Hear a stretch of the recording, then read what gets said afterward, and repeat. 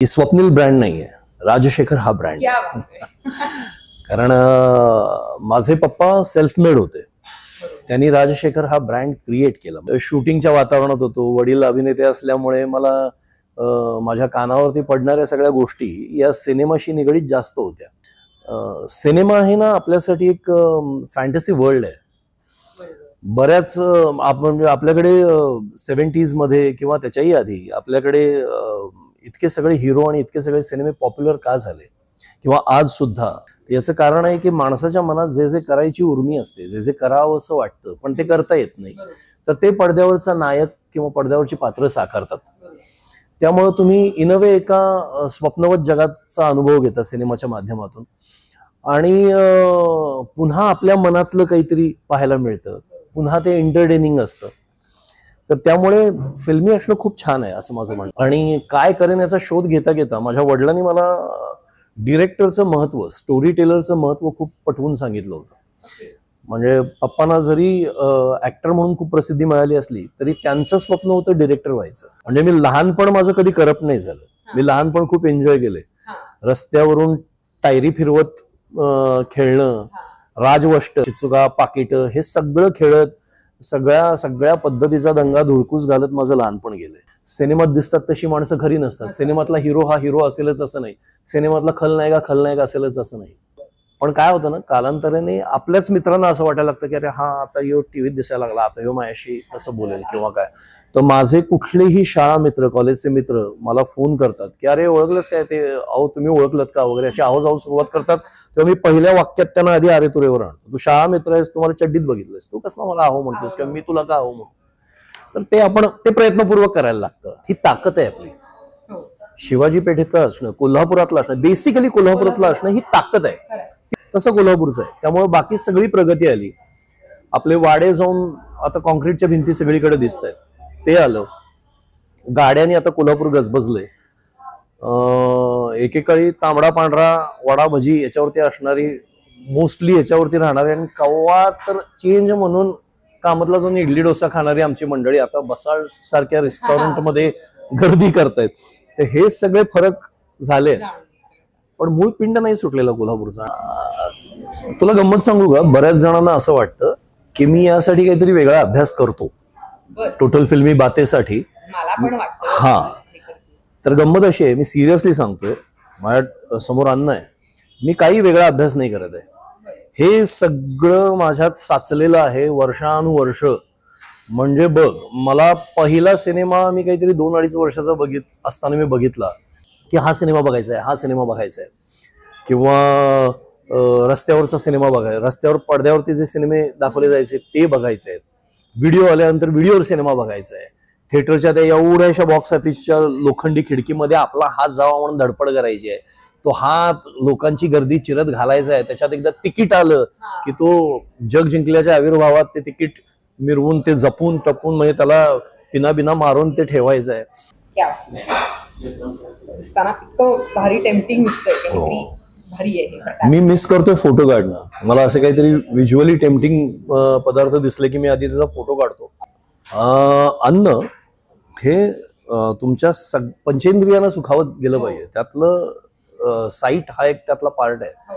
तुमच्या दृष्टीला ते सुखावणारं असलं पाहिजे. तर तुम्ही कोल्हापुरी पण बोलता, तुम्ही हे पण बोलता, नटाने हेच करायचं असतं. म्हणजे यासाठीच तर माणूस नट होतो आणि ते बेसिक आहे. म्हणजे उद्या एखाद्या डॉक्टरचा अरे तुम्हाला मस्त रे, तुम्हाला तपासलं की कळतं कसं काय, कारण त्याच्यासाठी कौतुक करण्यासारखं आहे ते. हे यांच्याकडे बघून असं वाटतं की अरे अभिनय केवढा सोपा आहे. दिलीप कुमार काम करत असेल किंवा अमिताभ बच्चन काम करत असेल, धर्मेंद्र काम करत असेल किंवा नसरुद्दीन शाह काम करत असेल, इरफान काम करत असं वाटतं हे सोपं आहे, हे मी पण करू शकतो. त्याच्या मागे काय मेहनत आहे आणि काय टॅलेंट आहे हे माहिती नसतं. आताच्या काळात ही मुलं जी रील करतायत, मला अतिशय कौतुक आहे त्यांचं. करू देत. रील करतायत, काहीतरी कलेच्या प्रांतातलं शोधायचा प्रयत्न करतायत, चांगल्या विचारात एंगेज राहतात, राहू देत ना. म्हणजे ते काहीतरी उगाच समाजविघातक करत फिरतील किंवा एक रील बनवायला खूप वेळ लागतो. त्यांचा तो वेळ जर अभ्यासात जाणार नसेल तर तो रील मध्ये जाऊ द्या. बाकीच्या वाईट गोष्टी काहीतरी करण्यापेक्षा इन्स्टिंक्ट फॉलो करा. तुमचं मन तुम्हाला सांगतं तुम्ही कशात बरे आहात, कशात वाईट आहात. लोकांच्या सांगण्यावरती, लाईक्स वरती आणि व्ह्यूज वरती जाऊ नका. महत्वाचं ते आहे, कारण ते फसवे असतात. वेगळ्याच गोष्टीसाठी तुम्हाला अप्रिशिएट केलेलं असतं आणि तुम्हाला ते कळतच नाही की मला यासाठी अप्रिशिएट केलंय. हाय, हॅलो आणि नमस्कार. मी आयशा तुमचं स्वागत करते एका नवीन कोरिया चकचकीत आणि टेस्टी शो मध्ये, या सिरीज मध्ये. जसे नवीन जेव्हा शो येतो तेव्हा तो नवीन असतो, भारी असतो, चकचकीत असतो. पण ये टेस्टी का मामला क्या आहे, तर नक्कीच आपल्या कोल्हापूरकरांना वेगवेगळं फूड खायला आवडतं, नवीनच अनुभवायला नक्कीच आवडते. आणि म्हणूनच कोल्हापूरमध्ये सुरू झालेल्या हॉटेल बसॉल्ट घेऊन आलेला आहे एक नवीन शो, एक नवीन सिरीज. जसं हॉटेलमध्ये या वेगवेगळ्या पदार्थ आपल्याला खायला मिळतात, वेगवेगळ्या डिश अनुभवायला मिळतात ना, तसेच आपल्या लाईफमध्ये खूप वेगवेगळी लोक आसपास असतात. सो या सगळ्या लोकांबरोबर बोलणं किंवा त्यांच्या करिअरबद्दल जाणून घेणं, त्यांच्याकडनं म्हणतात ना की त्यांच्या लाईफमध्ये त्यांनी काय काय अचीव्ह केलं किंवा ते मिळवण्यासाठी काय काय स्ट्रगल करावा लागला, ही सगळी जर्नी आपण जाणून घेणार आहोत. आणि त्या सिरीजचं नाव आहे brunch with the brands at Basalt. So आज अशीच एक पर्सनॅलिटी आपल्याबरोबर आहे आणि मला असं वाटतं की त्या पर्सनॅलिटीची मी वेगळी ओळख करून देण्यापेक्षा आपण जेव्हा तिला बघू तेव्हा लक्षात येईल की यार ये तो अपनाही बंदा आहे. म्हणजे त्याच्याबरोबरचं रिलेशन अगदी शिवाजी पेठेपासून ते म्हणता येईल की वेगवेगळ्या ठिकाणी आपण तांबडा पांढरा रस्सा पिताना, या फिर म्हणता येईल की आपल्या कट्ट्यावर दूध वगैरे पिताना, नक्की सगळ्या ठिकाणी आपण त्याला भेटलेलो आहे. आणि त्याचबरोबर आपण त्याला वेगवेगळ्या सिरियलमध्ये, वेगवेगळ्या फिल्ममध्ये आणि नाटकांमध्ये बघितलेला आहे. सोशल मीडियावर सुद्धा प्रचंड ऍक्टिव्ह असणारी ही पर्सनॅलिटी म्हणजे आपल्या कोल्हापूरचा स्वप्नील राजशेखर. सो स्वप्नील, सगळ्यात पहिल्यांदा तुमचं मनापासून स्वागत आहे या सिरीजमध्ये. आज आम्हाला खूप भारी वाटतंय कारण सिरीजची सुरुवात होतीये आणि पहिल्यांदा तुला भेटतो, तुझी सगळी जर्नी जाणून घ्यायची आहे. सो आम्ही खूप एक्सायटेड आहोत. थँक्यू आयशा. मलाही खूप छान वाटतंय. एकतर या सिरीजचा कॉन्सेप्ट जो आहे तो टेम्पटिंग आहे आणि आत्ता आपण जिथे बसलोय ते कोल्हापुरातलं एक फॅन्टास्टिक लोकेशन, बसॉल्ट नावाचं नवीन रेस्टॉरंट. तर हे इथे आल्यानंतरच मला इतकं छान वाटलंय. ज्या पद्धतीनं, जितक्या कलात्मक विचार करून इथली एक एक गोष्ट या हॉटेलमध्ये साकारली आहे, तर मला खूप छान वाटतं की आज आपण हा इंटरव्ह्यू इथे करतोय आणि मजा येणार आहे. येस, आणि आम्हाला खूप गोष्टी जाणून घ्यायचे. जसं स्वप्नील एक ब्रँड आहे, पण त्या ब्रँडला एक नाव मिळालं राजशेखर सरांचं, साहेबांचं. सो आपण तिथनं सुरुवात नक्कीच करूया. म्हणजे अगदी लहानपणापासून तू फिल्मशी रिलेटेड आहे. सो बाबांना बघून किती गोष्टी शिकायला सुरुवात झाली किंवा त्यांच्याबद्दल काय सांगशील? एक गोष्ट मी आधी करेक्ट करतो की स्वप्नील ब्रँड नाहीये, राजशेखर हा ब्रँड. कारण माझे पप्पा सेल्फ मेड होते, त्यांनी राजशेखर हा ब्रँड क्रिएट केला. म्हणजे जर आपण ब्रँड बद्दलच बोलत असतो तर, आणि मग त्यांची लिगसी आम्ही पुढे चालवतोय. तर ब्रँड म्हणशील तर राजशेखर आहे. आणि काय मग आता लहानपणापासून मला शूटिंगच्या वातावरणात होतो. वडील अभिनेते असल्यामुळे मला माझ्या कानावरती पडणाऱ्या सगळ्या गोष्टी या सिनेमाशी निगडीत जास्त होत्या. म्हणजे मला ऍक्शन कट खूप लवकर ईच्या आधी कळलंय असं म्हणता येईल. तर सिनेमा बघणं, सिनेमाबद्दल चर्चा करणं, सिनेमाचा विचार करणं, सिनेमामध्ये इन्व्हॉल्व्ड असणं, हे सगळं माझ्या लहानपणापासून मी इतकं अनुभवलंय. तर त्यामुळे मी माझा जो एक आता ब्रँड तयार करायचा प्रयत्न करतोय त्याचं नावच टोटल फिल्मी असं आहे. तर सिनेमा इज लाईफ माझं तरी. सिनेमा जगतोय असं म्हणायला काय हा, प्रयत्न तसा आहे की आणि ते छान असतं, ते निरुपद्रवी असतं. तुम्ही सिनेमा आहे ना आपल्यासाठी एक फॅन्टसी वर्ल्ड आहे. बऱ्याच आपण आपल्याकडे 70s मध्ये किंवा त्याच्याही आधी आपल्याकडे इतके सगळे हिरो आणि इतके सगळे सिनेमे पॉप्युलर का झाले, किंवा आज सुद्धा सिनेमे लोकांना आपले का वाटतात, याचं कारण आहे की माणसाच्या मनात जे जे करायची उर्मी असते, जे जे करावं असं वाटतं पण ते करता येत नाही, तर ते पडद्यावरचा नायक किंवा पडद्यावरची पात्र साकारतात. त्यामुळे तुम्ही इन अ वे एका स्वप्नवत जगाचा अनुभव घेता सिनेमाच्या माध्यमातून आणि पुन्हा आपल्या मनातलं काहीतरी पाहायला मिळतं, पुन्हा ते एंटरटेनिंग असतं. तर त्यामुळे फिल्मी असणं खूप छान आहे असं माझं म्हणणं आहे. लहानपणापासून हेच स्वप्न होतं का काही वेगळं बनायचं होतं का घरचं वातावरण म्हणजे आई बाबा दोघं सुद्धा इथं इंडस्ट्रीमध्ये आहेत म्हणून पुढं करायचं ठरवलं का काही वेगळं स्वप्न होतं तुझं? अरे फ्रँकली स्पीकिंग त्या वयामध्ये मुलांना जी स्वप्न पडतात ना की आपण हे व्हावं ते व्हावं ते व्हावं असं सगळं मलाही वाटत आलंय. म्हणजे घरी वातावरण जरी सिनेमाचं असलं आणि मी विचार सिनेमाचं करत असलो, सिनेमासाठी धडपडत असलो लहानपणापासून, तरी अभिनेता व्हावं असं काही मला वाटत नव्हतं. हा, तर मला त्या वयाप्रमाणे काहीतरी इन्स्पेक्टर व्हावं किंवा सिनेमातले जे कॅरेक्टर्स आहेत ते व्हावं. म्हणजे सिनेमातलं कॅरेक्टर काय तर वकील व्हावं, इन्स्पेक्टर व्हावं असं मला वाटायचं. पण ते लहान वयात. नंतर जेव्हा जसं समज आली आणि जसं मला कळायला लागलं तसं हे माझं फिक्स झालं की मी या क्षेत्रामध्येच काहीतरी करेन. अभिनय करेन की नाही हे मला माहिती नव्हतं, आणि पण मी सिनेमाच्या क्षेत्रात काहीतरी करेन असं मला वाटलं होतं. आणि काय करेन याचा शोध घेता घेता माझ्या वडिलांनी मला डिरेक्टरचं महत्व, स्टोरी टेलरचं महत्व खूप पटवून सांगितलं होतं. म्हणजे पप्पांना जरी ऍक्टर म्हणून खूप प्रसिद्धी मिळाली असली तरी त्यांचं स्वप्न होतं डिरेक्टर व्हायचं, आणि ते आम्हा मुलांच्यात ते शोधत होते. त्यामुळे आम्हाला ते सांगायचे की डिरेक्टर हा कसा कॅप्टन ऑफ द शिप आहे. तर माझ्या डोक्यात ते सुद्धा कुठेतरी होतं की मी कधीतरी डिरेक्ट करेन, मी लिहीन, मी स्टोरीज सांगेन, मी दाखवेन खेळ, असं काहीतरी लहानपणी डोक्यात होतं. ते काही फार पुढे घडलं नाही. म्हणजे मी अभिनयातच आलो, पण तेव्हा ते स्वप्न होतं आणि अजूनही ते स्वप्न आहे, कधीतरी मी करेन.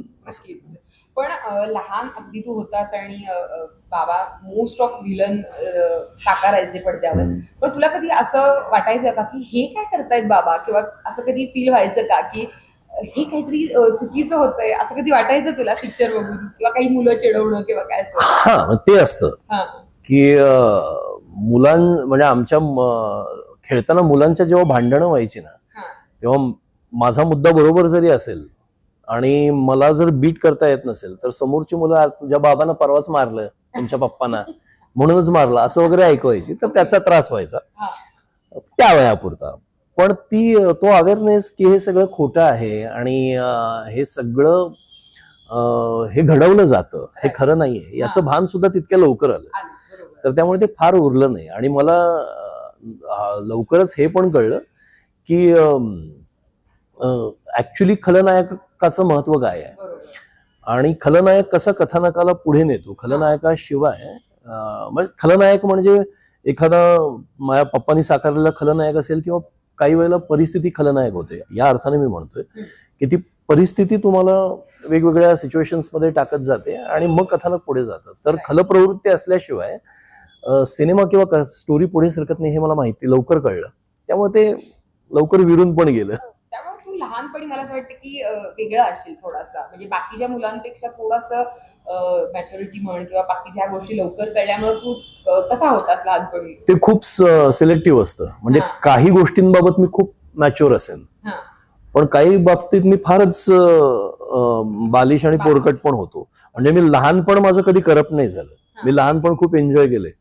रस्त्यावरून टायरी फिरवत खेळणं, राजवस्टर, म्हणजे आता राजवस्टर हा खेळ किती लोकांना हल्लीच्या कोल्हापुरातल्या पोरांसुद्धा माहिती की नाही मला माहिती नाही.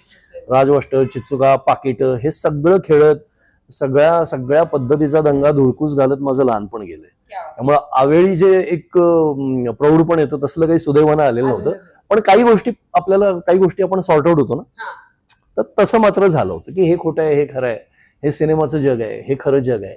सिनेमात दिसतात तशी माणसं खरी नसतात. सिनेमातला हिरो हा हिरो असेलच असं नाही, सिनेमातला खलनायक असेलच असं नाही. हे सगळं लवकर कळायला लागलं.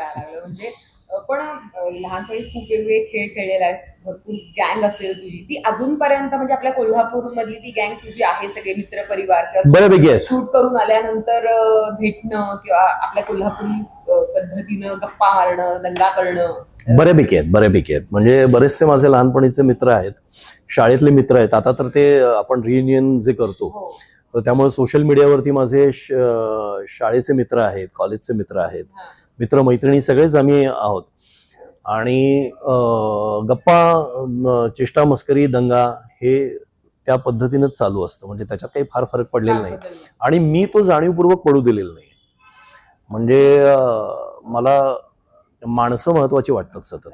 आणि मग आता मी काही फार मोठं आणि वेगळं ग्रेट काम करतोय असलं काही माझं म्हणणं नसतं. प्रत्येकाचं जसं प्रत्येक जण आपापल्या क्षेत्रामध्ये काम करत असतं तसं अभिनेता सिनेमामध्ये सिरियलमध्ये काम करतो. तो फक्त एका प्रसिद्धी माध्यमात आहे म्हणून त्याला काही वेगळे पंख फुटत नाहीत. पण काय होतं ना, कालांतराने आपल्याच मित्रांना असं वाटायला लागतं की अरे हा आता ह्यो टीव्हीत दिसायला लागला, आता ह्यो माझ्याशी असं बोलेल किंवा काय. तर माझे कुठलेही शाळा मित्र, कॉलेजचे मित्र मला फोन करतात की अरे ओळखलंच काय ते, अहो तुम्ही ओळखलत का वगैरे अशी आहो सुरुवात करतात. तेव्हा मी पहिल्या वाक्यात त्यांना आधी अरे तुरेवर आणतो. तू शाळा मित्र आहेस, तुम्हाला चड्डीत बघितलंस, तू कसं मला आहो म्हणतोस किंवा मी तुला का आहो म्हणतो. तर ते प्रयत्नपूर्वक करायला लागतं आणि ते करण्यात गंमत आहे. म्हणतात ना की आपण जुळवून ठेवलं तर ते रिलेशन हा, ते बांधून ठेवणं गरजेचं आहे आणि त्यासाठी तुम्हाला माणसांची, आपल्या मित्रांची कदर असणं हे खूप गरजेचं आहे. Mongolian hotpot soup. Okay, Mongolian hotpot soup. Thank you.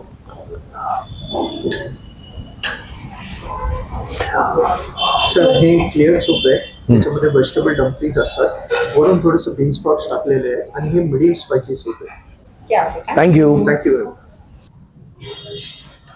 So खाण्यामध्ये तुला जास्तीत जास्त म्हणजे तू स्वतः काही बनवतोस का घरातलं घरच्या हातचं असं काय तुझं आवडीचं? अगं माझ्या अर्ध्या जगण्याचा पार्ट खाणं आहे. मी स्वतःही बनवतो, घरातल्यांना बनवायला लावतो, बाहेर माझं हॉटेलिंग खूप चालू असतं, रस्त्यावरचं फूड भरपूर खातो.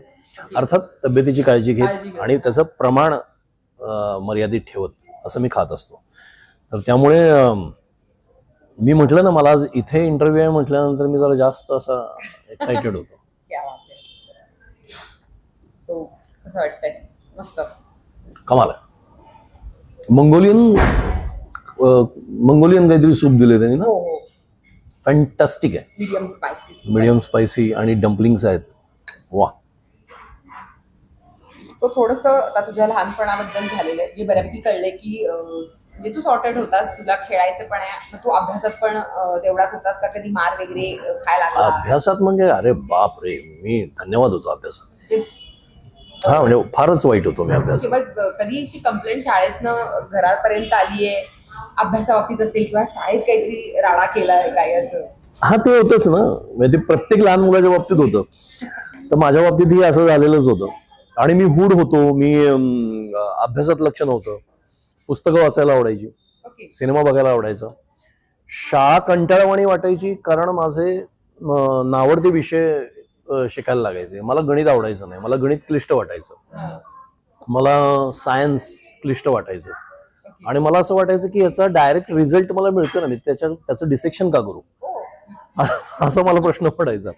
पण भाषांची आवड होती त्यामुळे मराठी, हिंदी, इंग्रजी आणि बाकी सगळी पुस्तकं, इतिहासाची पुस्तकं, ही माझी म्हणजे पुस्तकं नवीन आल्या आल्या मी त्याचा फडशा पाडायचो, पूर्ण वाचून झालेलं असायचं. आणि मग व्हायचं कसं की मला त्यातलं सगळं माहिती असायचं वर्षभर, तर मला त्या विषयांमध्ये खूप चांगले मार्क पडायचे. म्हणजे मराठीमध्ये समजा 50 मार्काचा पेपर आहे तर मला 45 पडतील, इंग्लिशमध्ये मला 42 पडतील, गणित आणि सायन्स त्याच्यामध्ये मी असं खाली यायचं कारण आवड नव्हती. आवड असेल तर माणूस म्हणतात ना की सवड काढून सगळ्या गोष्टी नक्की करतो. पण सिनेमा सोडून अशी कोणती गोष्ट आहे जी आवडीची आहे, भयंकर आवडतं आणि त्यासाठी तू म्हणजे सवड काढतोस ती गोष्ट?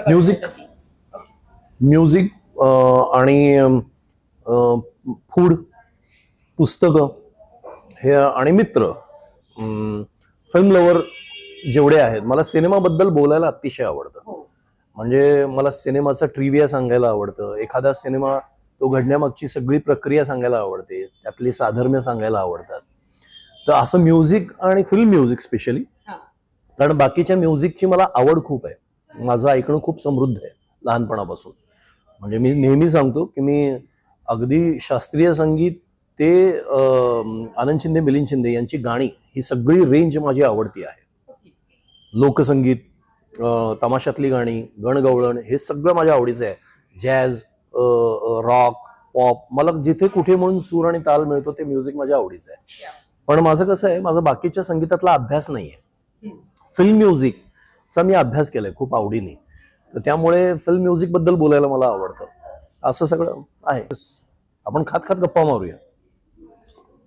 लहानपणी बाबांबरोबर जाणारा स्वप्नील आणि आता स्वतः सेटवर जाणारा स्वप्नील यातला काय फरक जाणवतो किंवा कसं कसं हे सगळं बदलत गेलेलं आहे स्वरूप?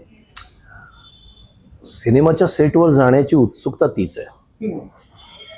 आणि किंवा माझे पप्पा जसे घरापेक्षा सिनेमाच्या स्टुडिओमध्ये ते असे स्किनमध्ये फील करायचे, कम्फर्टेबल असायचे, ते माझ्यात पण उतरले.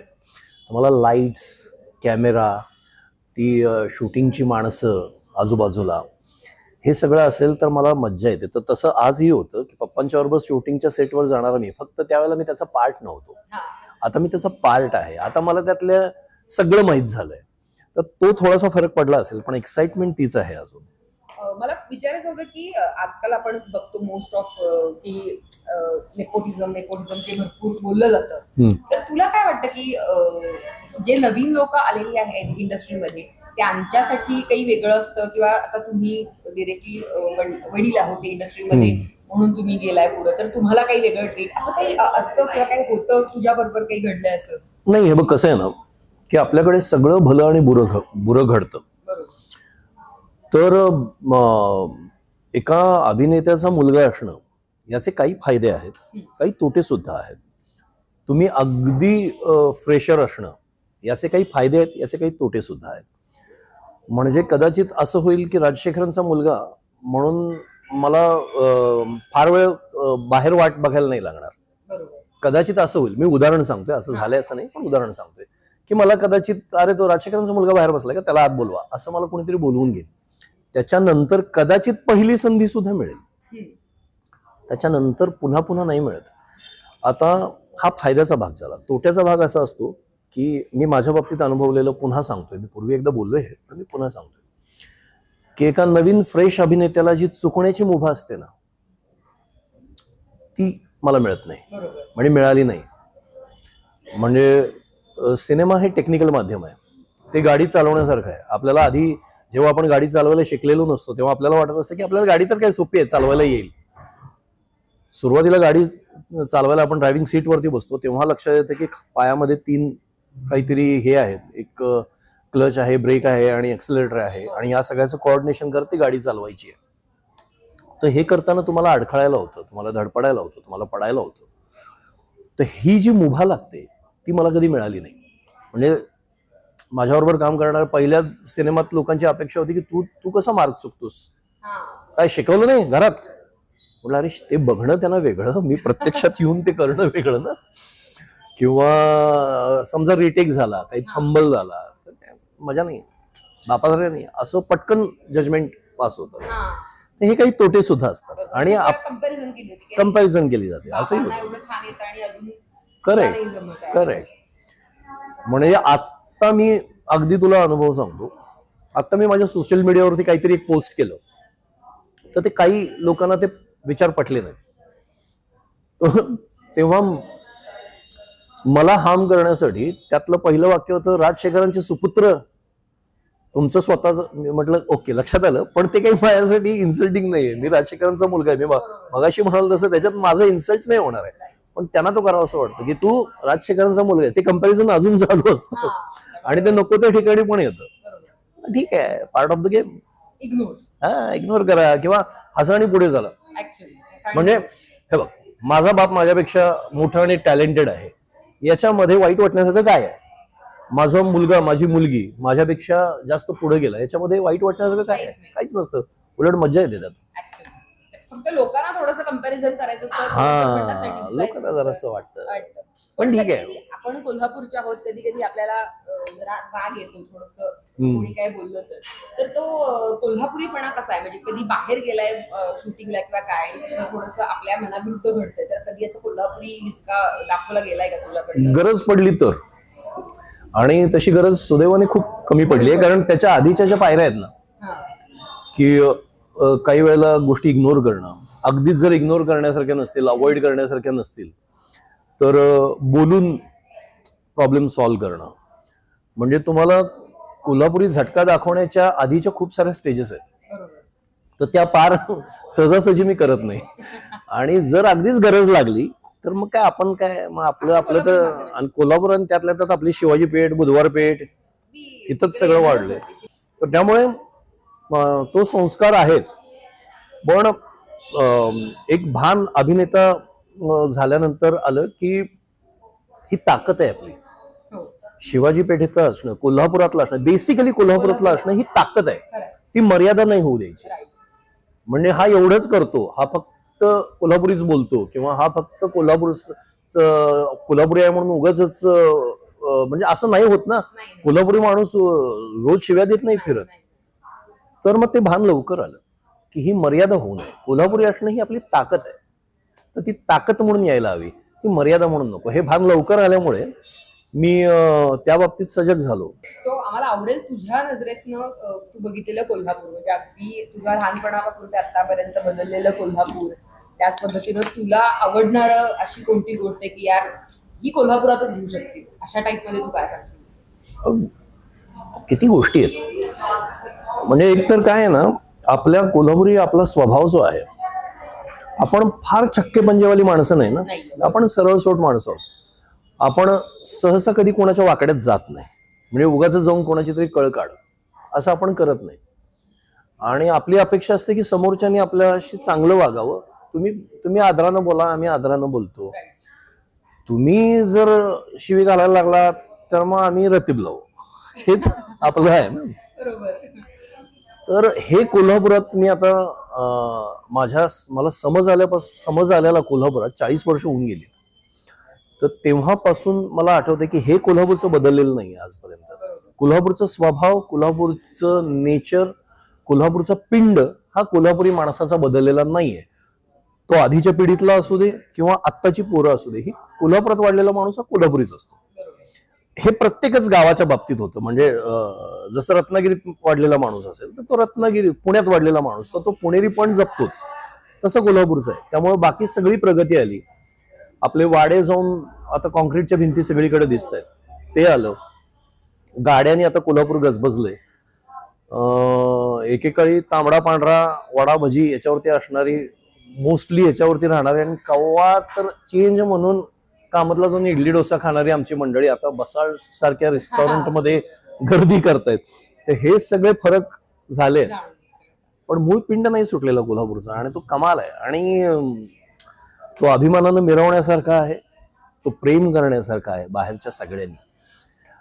आणि म्हणजे आता काय ना, मी याच्या बाबतीत मला आणखी एक गोष्ट सांगायची. आता मी कोल्हापुरात वाढलोय, मी कोल्हापुरात घडलोय, त्यामुळं मी कोल्हापूरचं गुणगान गाईल. हेच प्रत्येक शहरातला, प्रत्येक गावातला माणूस हेच म्हणेल. खूप कमी माणसं अशी असतात ज्यांना आपल्या जन्मगावाबद्दल, आपल्या त्या गावातल्या मातीबद्दल अभिमान नाही. अशी खूप कमी माणसं असतात. अशी खूप कमी माणसं आहेत की जी कोल्हापुरात जन्माला आली आहेत, पण नाही काय कोल्हापूर असं वाटणारी खूप कमी माणसं आहेत. दोष कुठल्या शहरात नसतो, दोष कुठल्या गावात नसतो, किंवा भलंबुरं कुठल्या शहरात कुठल्या गावात नसतं. प्रत्येक गावात ते असतं. तसं कोल्हापूरचे काही प्लस पॉईंट आहेत, तसं कोल्हापूरचे काही लूप होल्स आहेत, काही स्वभावाचे काही फायदे असतात, काही तोटे असतात, तसंही आहे. पण ओव्हरऑल आपलं कोल्हापूर जगात भारी आहे. हे मात्र जगात भारी आहे मी कोल्हापूर. त्यामुळे कितीतरी जेव्हा बाहेरची लोक कोल्हापूरमध्ये येतात तेव्हा कोल्हापूरचं कौतुकच नक्की करतात. कारण कोल्हापूरमधलं खाणं असेल, अंबाबाईचं मंदिर असेल, आणि एकंदरीत रिलॅक्स वातावरण, थोडंसं निवांतपणा. म्हणजे आपला कोल्हापूरचा आग्रह, लोकांना खायला प्यायला घालायची उर्मी, ही मला नाही वाटत कुठे असेल. म्हणजे आपल्याकडं समोरचा माणूस खाऊन खाऊन दमलेला असतो आणि तो काकुळतीला येऊन सांगतो, खाऊन बास नको. त्यावेळेला आपले कोल्हापुरी माणसं काय म्हणतात, खावा की, खाऊन मेल्याला कुणी ऐकलंय काय, खावा. हा आग्रह तू किती कुठे बघशील बाहेर कोल्हापूर शिवाय. आपल्याकडे अजून पण इथं होणार आहे आग्रह. म्हणजे आपल्याकडे आता सूपनं सुरुवात झाली, अजून खूप काही गोष्टी येणार आहेत. हो. त्यामुळे त्यासाठी पण आपण तयार राहूया. बरं, सूप कमाल आहे, मला फार आवडलंय. आणि मी नेक्स्ट टाइम जेव्हा बसाल्ट मध्ये येईन तेव्हा मी हे सूप नक्की ट्राय करेन. टँगी अशी मस्त टेस्ट आहे आणि मीडियम स्पायसी. ते म्हणाले थोडंसं स्पाइस कमी आहे, पण जे काय आहे ते फॅन्टास्टिक आहे. दिसताना इतकं भारी टेम्पटिंग दिसतंय, भारी आहे. मी मिस करतोय फोटो काढणं. मला असे काहीतरी व्हिज्युअली टेम्पटिंग पदार्थ दिसले की मी आधी त्याचा फोटो काढतो. अन्न हे तुमच्या पंचेंद्रियांना सुखावत गेलं पाहिजे. त्यातलं साईट हा एक त्यातला पार्ट आहे. तुमच्या दृष्टीला ते सुखावणारं असलं पाहिजे. सो जसं तू म्हणलास की सोशल मीडियावर पण तू ऍक्टिव्ह आहेस, टोटल फिल्मीमध्ये तू खूप साऱ्या गोष्टी शेअर करत असतोस आणि आम्हाला इथेही ऐकायला आवडेल एखादी अशी गोष्ट की ज्याच्यामधून आम्हाला दिसतं त्याच्यामध्ये प्रचंड अभ्यास आहे. एवढं फिल्मी किडा आहेस तू, तर इथेही आवडेल आपल्याला हा एखादा इन्सिडेंट किंवा एखादा तुझा किस्सा ऐकायला. तुला गंमत सांगू का, बऱ्याच जणांना असं वाटतं की मी यासाठी काहीतरी वेगळा अभ्यास करतो टोटल फिल्मी बातेसाठी. मला पण वाटतं. हा, तर गंमत अशी आहे, मी सिरियसली सांगतोय, माझ्या समोर अन्न आहे, मी काही वेगळा अभ्यास नाही करत आहे. हे सगळं माझ्यात साचलेलं आहे वर्षानुवर्ष. म्हणजे बघ, मला पहिला सिनेमा मी काहीतरी 2-2.5 वर्षाचा असताना मी बघितला, किंवा त्याच्याही आधी आई मला मांडीवर घेऊन सिनेमा बघायला गेली. तो काही मला आठवत नाही, पण मला समज आली असेल 5व्या-6व्या वर्षी, तेव्हापासून मी सिनेमा जगतोय, मी सिनेमा बघतोय. मी पूर्वी अनेकदा सांगितलं, ते पुन्हा सांगेन की मी सिनेमा साठी आटापिटा करून बघितलेला आहे. म्हणजे आमची जनरेशनच, त्यावेळेचे लोकच असे होते की त्या सिनेमा बघण्याची स्वप्न पडायची की हा सिनेमा बघायचा आहे, हा सिनेमा बघायचा आहे, किंवा रस्त्यावरचा सिनेमा बघायचा, रस्त्यावर पडद्यावरती जे सिनेमे दाखवले जायचे ते बघायचे आहेत, व्हिडिओ आल्यानंतर व्हिडिओवर सिनेमा बघायचा आहे, थिएटरच्या त्या एवढ्याशा बॉक्स ऑफिसच्या लोखंडी खिडकीमध्ये आपला हात जावा म्हणून धडपड करायची आहे. तो हात लोकांची गर्दी चिरत घालायचा आहे. त्याच्यात एकदा तिकीट आलं की तो जग जिंकल्याच्या आविर्भावात ते तिकीट मिरवून ते जपून टपून, म्हणजे त्याला पिना मारून ते ठेवायचं आहे. हे सगळं अनुभवलेलं आहे मी. तर असा जो सिनेमा बघितलाय, आणि मग सिनेमाची माहिती घेणं की एखादी गोष्ट 2 सिनेमे आता वेगळे मी बघितले, या दोन्हीत साधर्म्य सापडलं, तर मग आपल्याला एक उत्सुकता तयार होते की अरे हे मी ह्याच्या आधी बघितलंय, हे आत्ता बघतोय, यातली लिंक काय आहे, मग ती शोधणं, फिल्म मेकर्स शोधणं, की पप्पांच्यामुळे हे कळायला लागलं की डिरेक्टर महत्वाचा आहे, रायटर महत्वाचा आहे, निर्माता महत्वाचा आहे, म्युझिक डिरेक्टर महत्वाचा आहे, कॅमेरामन महत्वाचा आहे, एडिटर महत्वाचा आहे, सगळे टेक्निकल साईड.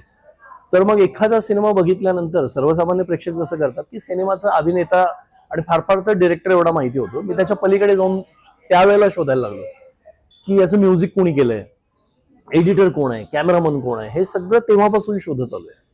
तर ते सगळं जे साचलेलं आहे ते आता मी सांगतोय. म्हणजे ह्यासाठी मी खरंच आत्तापर्यंत तरी, पुढे मला माहिती नाही, माझं हे सगळं मटेरियल माझं संपलं की ज्या सिनेमाने मला आनंद दिलाय तो त्या सिनेमाचा मेकर कोण आहे, लिहिले कोणी हे डायलॉग्स, हा सिनेमा डिरेक्ट कोणी केलाय, ह्याचा निर्माता कोण, ह्याचं एडिट कोणी केलंय, ते हे सगळं लक्षात राहत आलंय, यु नो.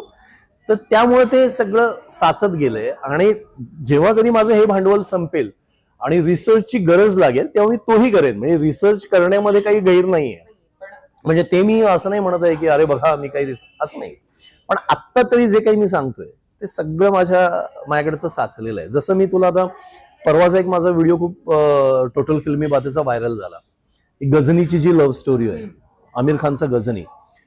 तर ती गझनीची लव्ह स्टोरी मी बघितली, तर तेव्हा मी म्हटलं हे मी आधी बघितलंय, मला मनोज कुमारचा साजन आठवत होता, म्हटलं मनोज कुमारच्या साजन मध्ये हे मी बघितलंय. मनोज कुमारचा साजन आठवल्यानंतर माझ्या लक्षात आलं की कधीतरी 80s मध्ये टीव्हीवरती मी पसंद अपनी अपनी बघितला होता मिथुन चक्रवर्तीचा. तर म्हटलं तेव्हा मला हेही आठवलं होतं की मिथुन चक्रवर्तीच्या पसंद अपनी अपनीची लव्ह स्टोरी ही सेम अशी जाते. मग लक्षात आलं की या 3 सिनेमामध्ये ती लिंक आहे. साधारण 2000च्या अराउंड मी जेव्हा कधी एक लेट्स मेक लव्ह नावाची फिल्म बघितली मर्लिन मनरोची, तर माझ्या लक्षात आलं की अरे ही तीच स्टोरी आहे. तर मग ते रुजलं. मग जेव्हा मी आत्ता मर्लिन मनरोच्या त्या लेट्स मेक लव्हचा जरासा अभ्यास केला, त्याच्या अराउंड तो त्या सिनेमाची हिस्ट्री बघितली, तेव्हा मला आणखी 2 फिल्म सापडल्या. म्हटलं अरे ही तर अख्खी चेन आहे. मग शराबी मधलं कॅरेक्टर, लेट्स मेक लव्ह मधल्या काही गोष्टी घेऊन शराबी मधलं अमिताभ बच्चनचं कॅरेक्टर कसं उभं राहिलं. मीनवाईल कुणीतरी मला सांगितलं शराबी तर आर्थरवरनं आलाय, मग आर्थर बघितला. तर मग या सगळ्यांमधली एक लिंक मला सापडली. म्हटलं अरे हे इंटरेस्टिंग आहे, हे सांगायला हवं. म्हणून मग मी तो व्हिडिओ केला की एकच रोल जो आमिर खान, मनोज कुमार, मिथुन चक्रवर्ती आणि अमिताभ बच्चन हा भारतीय चित्रपटांमध्ये या 4 लोकांनी 4 वेगवेगळ्या फिल्म्स मध्ये साकारलाय. तर हे गमतीशीर आहे. आणि मला सुरुवातीला जराशी शंका होती की लोकांना हे कसं आवडेल, लोकांना किती इंटरेस्ट आहे याच्यामध्ये, न्यू जनरेशनला किती इंटरेस्ट आहे. तर गंमत म्हणजे माझ्या या सगळ्या व्हिडिओजना, म्हणजे माझ्या बहुतांशी या टोटल फिल्मी बातेच्या व्हिडिओजना अक्षरशः लाखात व्ह्यूज आहेत आणि लोक समरसून कमेंट करतायत त्याच्यावरती, ते फॉरवर्ड्स इतके आहेत त्याला. तर माझ्या लक्षात आलं की याचा एक प्रेक्षक आहे, हे लोकांना आवडते. म्हणजे माझ्याशी कनेक्ट करणारे अनेक मंडळी आहेत ज्यांना हे सगळं समजून घेण्यात, त्याच्याबद्दल बोलण्यात इंटरेस्ट आहे. तर काही काही व्हिडिओ तर माझे आता म्हणजे ते काय 1 मिलियन 1 M वगैरे असे पण गेलेले आहेत. तर गंमत येते, मला मजा येते. टेस्ट करूया. फॅन्टॅस्टिक. छान वेगळा पदार्थ दिसतोय. आणि वर हे चेरी टोमॅटोज आहेत. हो, त्यामुळे तर आणखी दिसतात तर एकदम खूपच टेस्टी. आय गेस स्पॅगेटी आहे, चेरी टोमॅटोज आहेत, गार्लिक आहे खूप सारं, थोडं स्पायसी चिली आहे. म्हणजे खरंच खूप छान आहे. म्हणजे मी आपल्या ह्याच्याआधी पण आपल्याला बोलणं झालं की तू खूप लवकर लग्न केलंस, लव्ह मॅरेज आय थिंक. हो, नो मॅरेज. मग तुमची भेट अशी कुठे झाली होती? शिवाजी पेठ. शिवाजी पेठेतच का? मग तुमची लव्ह स्टोरी अगदी आपली हेच का, म्हणजे मागं फिरणे असं काही होतं नाही. जाऊन विचारलं? नाही, तेच जरा वेगळी आहे ती. आता मी बऱ्याच वेळेला सांगितली आहे, पण तुला सांगायला हरकत नाही. माझी बायको ही माझ्या मित्राची बहीण. बर. आणि त्यांच्या घरात माझं येणं जाणं होतं. माझे सासरे हे पोलीस खात्यात होते आणि शिवाय पोलिसांच्या वरती ज्या इन्क्वायरीज चालतात, डिपार्टमेंटल इन्क्वायरीज, तर त्यासाठी ते त्यांचा बचाव लिहून द्यायचे आणि त्यासाठी ते महाराष्ट्रात खूप प्रसिद्ध होते. त्यांच्याकडे लिखाणाचं खूप काम चांगलं असायचं आणि माझं अक्षर चांगलं होतं. तर त्यांच्या घरात मी असल्यामुळे मी त्यांच्याकडे लिहायला जायचो. माझी बायको ही माझी आधी मैत्रीण झाली, मित्राची बहीण असल्यामुळे. आणि मग आम्ही खूप एकत्र काळ घालवला, 7 वर्ष एकत्र होतो आम्ही. आणि एक काळ तर असा होता की आम्ही जवळजवळ दिवसभर एकत्र असायचो. आणि मी त्यांच्या घरातनं पुस्तकं न्यायचो. माझ्या सासऱ्यांचं पुस्तकांचं कलेक्शन खूप होतं, माझ्या वडिलांचंही होतं, आईचंही होतं. पण ते संपलं की मी त्यांच्याकडची पुस्तकं सगळी खंगाळायला लागलो. तर मग सिनेमा बघण्याचं वेळ आमचं कॉमन होतं सगळ्यांचं. माझ्याबरोबर सायकलवरून 12 किलोमीटर येणारा जो माझा मित्र होता तो माझा मेहुणाच होता. म्हणजे बाकी त्या गँगमधला एक माझा मेहुणा होता. तर आम्ही सिनेमे बघणं हे खूप केलं. तर माझ्या बायकोला पण सिनेमाची खूप आवड आहे. तिला अमिताभ बच्चन अतिशय आवडतो. अमिताभ बच्चन म्हणजे माझं दैवत. तर ह्या काही कॉमन गोष्टी होत्या ज्याच्यामध्ये आमचे धागे जुळले. आणि माझं गणित अत्यंत वाईट आणि तिचं गणित अत्यंत उत्तम, ती स्कॉलर. तर मग माझा अभ्यास सुद्धा 10वीचा तिने घेतला, त्याच्यामुळे मी पास झालो. मग आता एवढं सगळं झाल्यानंतर ते ऑब्वियस होतं की ती माझ्यापेक्षा ॲक्च्युली वयाने मोठी आहे. पण आमच्यात मैत्री इतकी छान झाली की आमचं पुढे म्हणजे असं काही प्रपोज करणं ऑफिशियली वगैरे असं झालं नाही. आता ते गृहीत होतं की आम्ही दोघे एकत्र असू, एका मोमेंटला कधीतरी जाणवलं. आणि मग ते आता त्या लाईनवरती गाडी आली की मग ते कळतच ना सगळ्यांना. तसं मग रितसर सगळे रुसवे फुगवे वगैरे सगळं होऊन मग फायनली आम्ही लग्न केलं. विरोध करण्यासारखं काही नव्हतं? नाही, विरोध करण्यासारखं खूप होतं.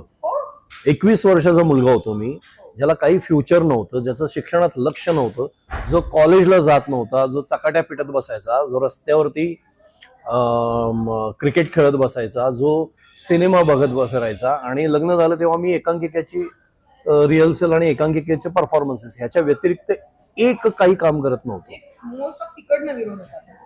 अर्थात माझ्याकडनं नव्हता. माझ्या आईला किंवा पप्पांना तसं काही नव्हतं, कारण ती मुलगी चांगली होती ना. आणि ती म्हणजे ती जबाबदार होती. मी जितका इमॅच्युअर होतो, मी जितका बालिश पोरकट होतो, तितकी ती मॅच्युअर होती. तर त्यामुळे माझ्या घरात तर ती पहिल्यापासून आवडत होती. माझ्या सासऱ्यांनी माझ्या लग्नाला शेवटी जी परवानगी दिली ती याच बळावरती दिली की ह्याचं माहिती नाही मला, पण माझी मुलगी केपेबल आहे.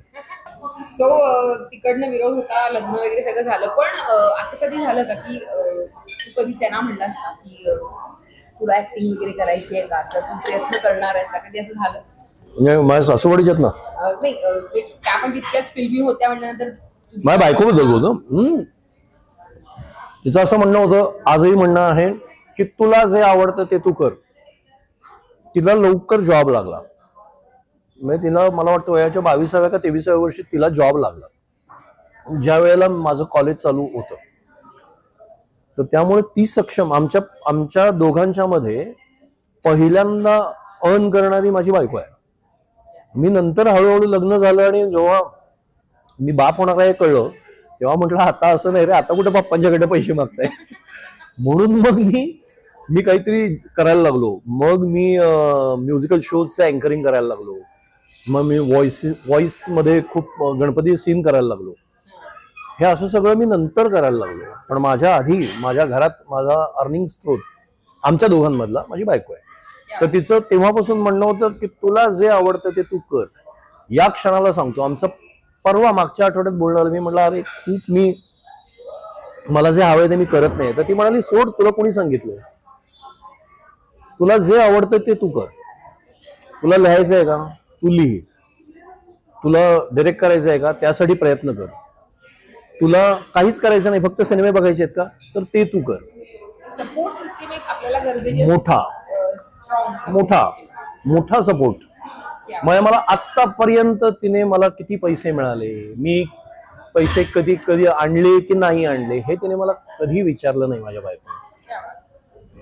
आणि तिच्या जॉबमध्ये वेगवेगळ्या टप्प्यांवरती प्रगती होत गेली. आज ती क्लास 1 ऑफिसर आहे. तर म्हणजे एक जो आमच्या अभिनय क्षेत्रामध्ये नट होताना जो एक भाजी भाकरीचा एक बेसिक प्रश्न सुटायला लागतो ना, तो माझ्या बायकोनी सोडवला. त्यामुळे मला माझ्यावरती प्रेशर नव्हतं असं की खायचं काय करू. मग आता आपण आपली व्यवधानं वाढवतो, मग आपण नवीन घर घ्यायला बघतो, आपण काहीतरी गाडी घेतो, हे करतो, त्या सगळ्याचं बर्डन येतं. पण बेसिक आता खाऊ काय, हा स्ट्रगल माझा झाला नाही, तो माझ्या बायकोमुळे झाला. हे तू इतकं छान कौतुकाने सांगतोस ना. काही अशीही गोष्टी असतात की जेव्हा बायको खूप पुढे जायला लागते की पुरुषांना त्रास व्हायला लागतो. पण तू इतकं छान अभिमानाने सांगतोस की तिच्यामुळं आज सुरुवात झाली घरात इन्कम सोर्स. 100% आणि मिळालं. तर म्हणजे मला ऐकून खूप भारी वाटलं. नाही, जे खरं आहे एकतर ते सांगावं.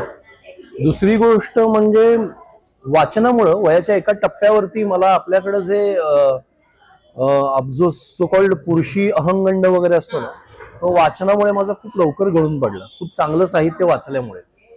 तर ते काही माझ्या डोक्यात राहिलं नाही. आणि तिसरी महत्वाची गोष्ट, मी आळशी आहे. मला माझी बायको पुढे असेल आणि मी तिच्या मागे असेल तर मी तिच्या पदराला धरून जाऊ शकतो, मला काही प्रॉब्लेम नाही. मी कालच माझ्या एका मित्राला सांगत होतो की माझं शॉपिंग सुद्धा मी करत नाही. माझ्यासाठी टूथपेस्ट हवी असेल तर मी बायकोला सांगतो की माझी टूथपेस्ट संपली आहे, ती दे. बाहेर जायचं असेल तर सगळं पॅकिंग वगैरे सगळं माझ्या घरचे करतात. आता हे सगळं ऑनलाईन करायला लागतं, तर माझी बायको ते ऑनलाईन करते. माझी मुलगी कृष्णा, तर ती सगळं, म्हणजे मी मुंबईत आहे आणि मला काहीतरी हवंय तर ती कोल्हापुरात बसून मुंबईतनं काहीतरी घरी पाठवते. मी अत्यंत आळशी आहे.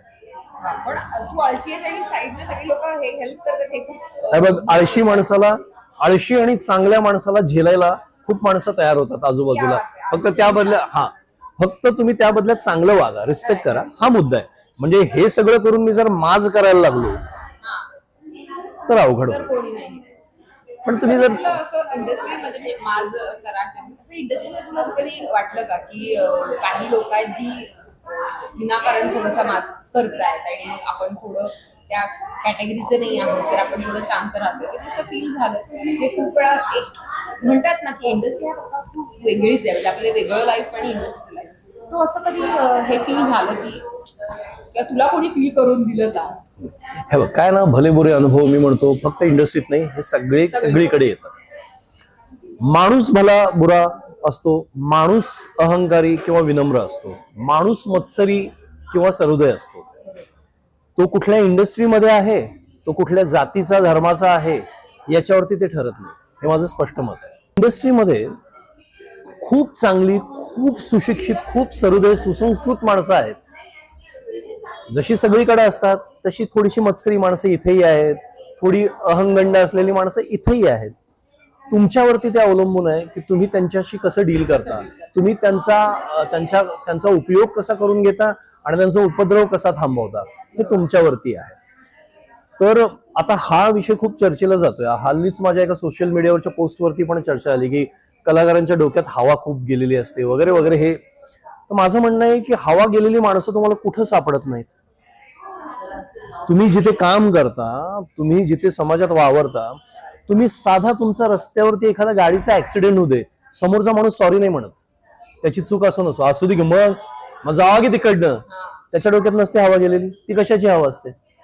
बरोबर आहे. फक्त इंडस्ट्रीतल्या लोकांच्या डोक्यात हवा गेली आहे हे म्हणतो आपण, तसं नाहीये. तुम्ही हे बघ, आपण स्पेशली मी असं म्हणतो की आपण मराठी माणसं जी आहोत ना, ही आपण आपल्या रांगड्या ओबडधोबड स्वभावासाठी प्रसिद्ध आहोत. जसं आपला सह्याद्री आहे ना रांगडा ओबडधोबड, तसा आपला मराठी माणसाचा स्वभाव आहे. खरंय. आपलं ब्रीद वाक्य आहे की असशील तर घरचा, असशील मोठा जा घरचा, हे आपल्या मराठी माणसाचं ब्रीद वाक्य आहे. हे मी म्हणत नाहीये, थोरा मोठ्याने अनुभवाने म्हणून ठेवलेलं आहे. तर अशा याच्यामध्ये जिथं आपण महाराष्ट्रामध्ये वाढतोय, इथं आपण मराठी संस्कृतीत वाढतोय, तर आपल्याला ही जागोजागी आपले स्वभाव गुण दिसणार. आपल्याला एखादा कुठला तरी शिपाई आहे म्हणून तुम्ही त्याच्याशी वाटेल तसं बोलायला जाल तर तो ऐकून घेणार नाही. तो म्हणेल तुझ्या साहेबाच्या वरचा मी आहे असं तो म्हणेल. तेव्हा तुम्ही त्याच्या डोक्यात वारं गेले असं म्हणाल का?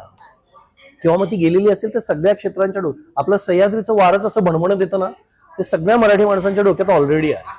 तर ते फक्त कलावंतांचे आहे असं मला नाही वाटत. कलावंत आहे शेवटी थोडासा भावभावनांचा खेळ असतो, थोडासा सेन्सिटिव्ह असतो, काही वेळेला त्याचं भावनांचं प्रदर्शन चुकतं. तर ठीक आहे, आपलाच कलावंत आहे, समजून घ्या. आपल्याकडे काय होते ना, मी तुला अशा सांगतो, आपल्याकडे एक सहिष्णू वृत्ती खूप कमी व्हायला लागली आहे. म्हणजे कोण कसा चुकतोय आणि मी कशी त्याच्या नाकाडावर काठी मारतोय हे जास्त चाललंय हल्ली. असं होऊ नये. तुम्हाला एखाद्याची गोष्ट पटत नाहीये ना, सोडून द्या, इग्नोर करा. जे चांगलं आहे ते घ्या, पुढे जा. सोशल मीडियावरती जाऊन अनॉनमस अकाउंट वरून त्याला म्हणजे खूप खालच्या पातळीला जाऊन ट्रोल करणं हे व्हायला नकोय. जे एक मोकळं ढाकळं वातावरण आपल्याकडे आहे सांस्कृतिक पहिल्यापासून, ठीक आहे, जे आवडलं ते घ्या, पुढे चला. नाही आवडलं तर सोडून द्या, पुढे चला. एखादी सिरियल नाही आवडली तुम्हाला, स्विच करा. रिमोट तुमच्या हातात आहे, स्विच करा. नका बघू. सिनेमा नाही आवडला, बघू नका. त्याला तुम्ही किती कशा पद्धतीनं तुम्ही जाऊन आपली, म्हणजे मला हे नाही आवडत. माझ्या आयुष्यात खूप फ्रस्ट्रेशन्स असतील, मी ते जिथं संधी मिळते तिथं जाऊन ते काढावे असं मला नाही वाटत. हे भान सगळ्यांना असायला हवं असं मला वाटतं. जसं आपण बघितलं की सिरियल मध्येही तू काम केलेलं आहेस, म्हणजे छोटा पडदा असू दे, मोठा पडदा असू दे, स्टेज असू दे, रंगमंच. तर आता आपण बघितलं तर तुला सगळ्यात जास्त कुठं कम्फर्टेबल वाटतं, किंवा डेली सोप करणं सोपं वाटतं का? पिक्चर एक शूट झालं, पिक्चर 3 तासाचा झाला, तर तू सगळ्यात जास्त कुठे कम्फर्टेबल असतेस? अभिनेत्याला आवडतं नाटकं आणि सिनेमात काम करणं सहसा.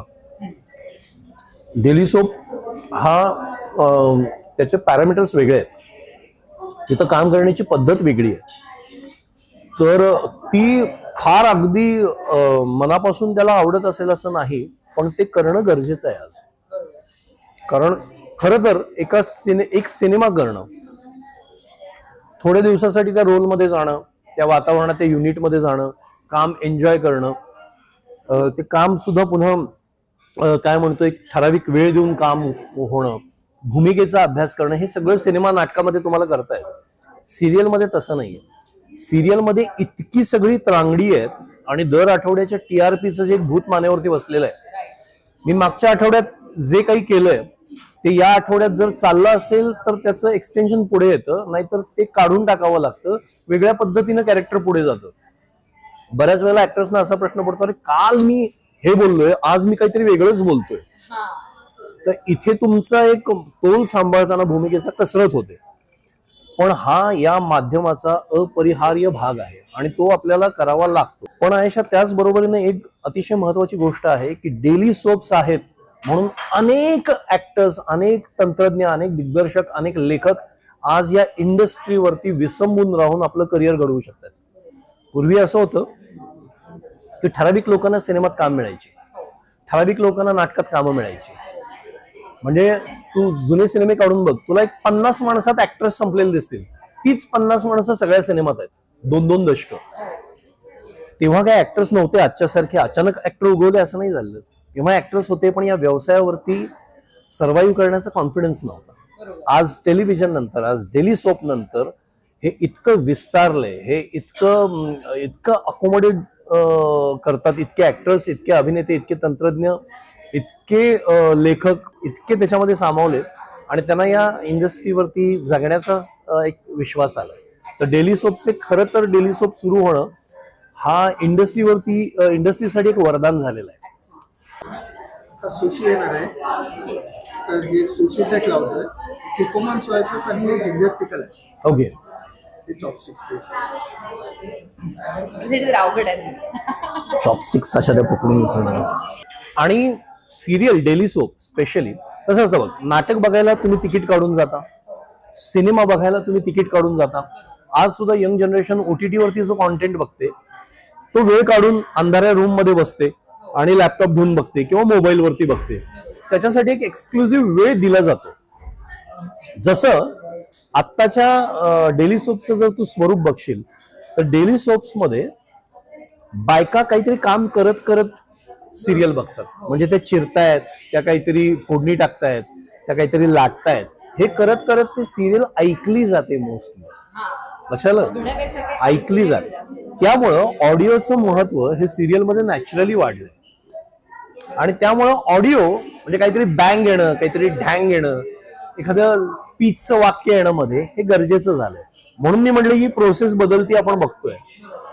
त्यामुळे थोडंसं पॅकेजिंग लाऊड असतं. पण तुम्ही सिरियल डेली सोप मध्ये सुद्धा सटल ऍक्टिंग करणारे खूप छान अभिनेते आहेत. आतापर्यंत खूप वेगवेगळे रोल केलेले आहेत. असा कोणता रोल होता की ज्याच्यामध्ये तुला सांगते की यार म्हणजे घाम काढला या रोल मध्ये, हाल झाले, हाल म्हणण्यापेक्षा खूप कष्ट घेतले, खूप मेहनत घेतली, असा कोणता रोल होता? शारीरिक मेहनत हा वेगळा पार्ट आहे त्यातली. म्हणजे ऐतिहासिक भूमिका मी जेवढ्या केल्यात त्या सगळ्या घाम काढणाऱ्या होत्या. आत्ता मी जो रोल करतोय महिषासूर, कलर्स मराठीवरती माझा शो चालू आहे आई तुळजाभवानी, तर त्याच्यामध्ये मी महिषासूर करतो. तर त्याच्यामध्ये मला मेकअपला जवळपास 45 ते 50 मिनिटं लागतात. त्याच्यामध्ये मला मिशी, दाढी, विग लांब केसाचा आहे, अंगावर नाही म्हटलं तरी एक 7-8 किलोचे दागिने घालून वावरावं लागतं, बराचसा बेअर बॉडी आहे. उन्हात आम्ही त्याचं शूटिंग करत होतो, तर माझ्यावरती असे पट्टे आले होते बॉडीवर आणि त्याचं ते कॅरेक्टरचं मी ती रिप्लेसमेंट करतोय. तर ते पहिल्यापासून जे कॅरेक्टर आलंय ते थोडं 2 नोट वरचं कॅरेक्टर आहे. म्हणजे तो नॉर्मल तुझ्या माझ्यासारखं बोलत नाही, तो 2 नोट वरचं बोलतो. तर त्यामुळं त्याच्यामध्ये शारीरिक मेहनत जास्त लागते. जसं ऐतिहासिक भूमिकांमध्ये गणोजी शिर्के जो खूप लोकांना आवडला, तर तो करताना मला एक पप्पांची जी लकब होती ती मी पकडली होती. त्यामुळे बोलताना आवाज, आता मी आवाजात बोलतोय, तिथं मला आवाज लावायला लागला, जे हाय ते हाय. तर हे शारीरिक दृष्ट्या जरासं थकवणारं असतं. किंवा फेटा बांधून मिशी लावून कल्ले लावून शूट करणं हे शारीरिक दृष्ट्या थोडंसं थकवणारं असतं. माझ्या दुर्दैवाने मला भूमिकेचे पदर उलगडण्यासाठी डीप जाऊन खूप अभ्यासपूर्वक भूमिका साकारावी लागेल कुठल्याही या बाह्य आवरणाशिवाय. असे रोल मला मिळालेले नाही. मी तेवढा चांगला अभिनेता नसल्यामुळे कदाचित. पण म्हणजे जे मोठे मोठे आर्टिस्ट सांगतात की या भूमिकेसाठी मी खूप स्वतःला असं करून घेतलं, हे प्रसंगच कधी माझ्यावरती आले नाही. त्यामुळे मला तो अनुभव नाही, मला शारीरिक कष्टाचा फक्त अनुभव आहे. कदाचित आम्हाला बघताना जाणवतो ना खरं की तुझ्या प्रत्येक रोल मध्ये वेगळेपणा दिसतोय. त्यामुळे असं म्हणतोय आयशा, तो वेगळेपणा तो सहज असायला हवा अभिनेत्यामध्ये. तर तुम्ही कोल्हापुरी पण बोलता, तुम्ही हे पण बोलता, नटाने हेच करायचं असतं. म्हणजे यासाठीच तर माणूस नट होतो आणि ते बेसिक आहे. म्हणजे उद्या एखाद्या डॉक्टरचा, अरे तुम्हाला मस्त रे, तुम्हाला तपासलं की कळतं कसं काय, कारण त्याच्यासाठी कौतुक करण्यासारखं आहे ते, हे अपेक्षित आहे ना. जसं डॉक्टरला शरीराचं ज्ञान असणं हे आवश्यक आहे, तसं नटाला भाषा बोलता येणं, वेगवेगळ्या कॅरेक्टर्सचे मनोव्यापार पकडता येणं हे गरजेचं आहे. आता मला इथे जागतिक बाब करताना मला एक चॅलेंजिंग हे मिळालं की असा रोल मी केलेला नाही. माझे मॅक्सिमम रोल हे अहमन्य आणि थोडेसे असे झालेले. तर इथे हा जागतिक बाब करताना मला ते शोधताना मला मजा आली. छोटीशी प्रोसेस होती आणि मी माझ्या मगदुराप्रमाणे केली. मी त्याच्या आधी एक प्रेम पॉयझन बंगा नावाची खूप माझी आवडती सिरियल, माझा आवडता रोल होता, झी युवा नावाच्या सिरियल वरती होतं, ज्याच्यामध्ये मी इच्छाधारी नाग होतो. मी आणि माझी बायको विभावरी, आम्ही इच्छाधारी नाग असतो आणि आमची मुलगी वयात आली आहे, 20 वर्षाची झाली आहे. आणि ती मनुष्य व्हावी ही आमची इच्छा आहे आणि तिने माणसाच्या प्रेमात पडावं. तर ती इतकी लाईट ह्युमरस सिरियल होती, इतकी म्हणजे ऋषिकेश मुखर्जीचा सिनेमा जसा असतो ना, गोलमाल, नरम गरम, रंगबिरंगी, तशा टाईपची ती फिल्म, छोटीसी बात, तशा टाईपची ती सिरियल होती आणि इतकी गोड सिरियल होती. आणि माझा रोल त्यातला इतका गोड होता, मला जाम आवडला होता रोल. आणि त्याच्यामध्ये मी आता जसं तुझ्याशी गप्पा मारतोय असा होतो आणि मी जसं माझ्या मुलीबरोबर असतो मी तसा होतो. जा ना तू डेटवर जा, तू प्रेमात पाड त्याला, हे सगळं करायला मिळायचं. आणि तो हुकलेला नाग आहे, मी त्याला रूप बदलताना मंत्र आठवत नाही म्हणून तो म्हणतो राहू देता, मंत्र राहू दे, मी असाच जातो, असं कॅरेक्टर होतं. मस्त वाटते बोलताना, पण परत तुला थांबावं लागेल कारण आपल्याला आणखीन थोडं पेट पूजा करायची आहे.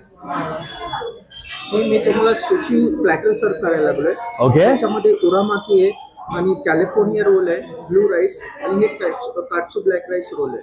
आणि त्याच्यासोबतच मी तुम्हाला हे सुशीचा सेट दिलेला आहे, किकोमान सोया सॉस आणि जिंजर पिकल. वाव, टेस्ट अजून वाढवायला. फॅन्टॅस्टिक. थँक्यू. हे दिसतंच एवढं गोड आहे. मी आज बसाल्ट मध्ये काय काय फॅन्टॅस्टिक खाल्लं याच्या मेमरीज राहणार आहेत माझ्याकडे.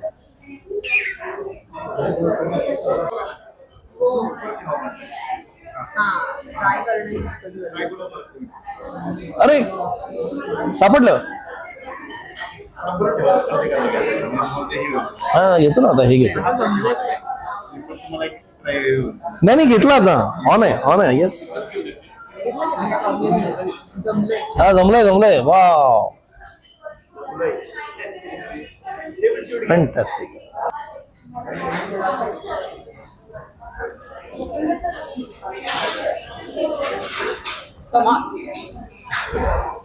एक 5 मिनिटं ब्रेक घ्यावा, इतकी सुंदर टेस्ट आहे. अमेझिंग. खरंच खूप छान. आणि यासाठी बसाल्टला परत यावं लागेल. वाव, मला ऍक्टर म्हणून तर सगळे रोल करायला आवडतील का, जे मला जमतील काय, किती, हा मुद्दा आहे. कारण माझं कसं आहे ना, माझी काही बलस्थानं आहेत, काही मर्यादा आहेत, मर्यादा थोडे जास्त आहेत. तर त्यामुळे मला एखादा रोल दुसऱ्या कोणीतरी चांगला केला तर मला वाईट नाही वाटत. म्हणजे मी असा हे नाही होत की हा रोल मला का नाही मिळाला, कारण मला माहिती आहे की माझ्यापेक्षा त्या समोरच्या अभिनेत्याने जास्त छान केलं. तर त्या बाबतीत मी समाधानी आहे. माझ्या वाट्याला जे काही काम येतं, जे माझ्या मजदुराप्रमाणे मी करायचा प्रयत्न करतो, जे बरं करतो ते लोकांना आवडतं, ज्याच्यात फेल होतो त्याची दखल घेतली नाही जात. पण हा सगळाच याचा पार्ट एक आहे, मी तो एक्सेप्ट करतो. असं कधी वाटलं की हा रोल मीच केला नसता, केला असता तर बरं झालं? खूप सारे रोल आहेत अगं, असं फील झालं? खूप सारे रोल आहेत. आणि मी काय ना, मी अभिनेत्यापेक्षा जास्त चांगला क्रिटिक आहे माझ्याच बाबतीतला, मला कळतं. आणि म्हणूनच मी तुझ्या मगाचा जो प्रश्न होता ना, हवेत जाणं, डोक्यात हवा जाणं, माझ्या बाबतीत कधी झालंच नाही. कारण मला माहिती आहे मी किती माती खाल्ली आहे, किती वाईट रोल केलेले आहेत, हे सगळं मला माहिती आहे. त्यामुळं मी हवेत नाही उडत, माझ्या डोक्यात हवा नाही जात. आणि त्याचा एक मोठा फायदा असा आहे ना की मी समाधानी आहे.